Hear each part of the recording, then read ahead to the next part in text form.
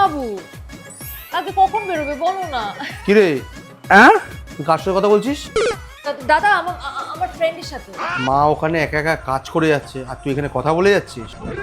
দেখি তুই কার সাথে কথা বলছিস। হ্যালো, হ্যালো, কে বলছেন? আমি নিশা বলছি। মানে বেঁচে গেছি বাড়া। এখানে বসে কথা না বলে মা রান্নাঘরে একা কাজ করছে, যা মাকে গিয়ে একটু হেল্প কর। আচ্ছা দাদা। ঠিক আছে, যা। এখন আবার কে ফোন করছে? Unknown number. ও দাদা না তো? হ্যালো, কে? আমি সঞ্জু, নাম তো শুনেছ নিশ্চয়ই। হ্যাঁ, আরে আমি সুমনার দাদা। কিছুদিন আগে তোমার সাথে আমার কথা হলো না, আসলে তখন আমাদের মধ্যে একটু মিসআন্ডারস্ট্যান্ডিং হয়েছিল, তো তাই তোমাকে ফোন করলাম সরি বলার জন্য। আরে না না, এটার আবার কি দরকার ছিল?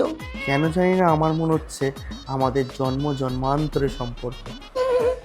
কি সুন্দর তোমার হাসিটা। এই, আমাকে বিয়ে করবে? তাহলে তুই ভাই, আমি কি হাবাসির পাল্লায় পড়লাম, এখন কি করব? এই, কার সাথে কথা বলছিস তুই? কেউ না দাদা, আমার বন্ধু হয়। দে আমার সাথে কথা বলা, দে। না না দাদা, না। বলছি দে। হ্যালো, কে?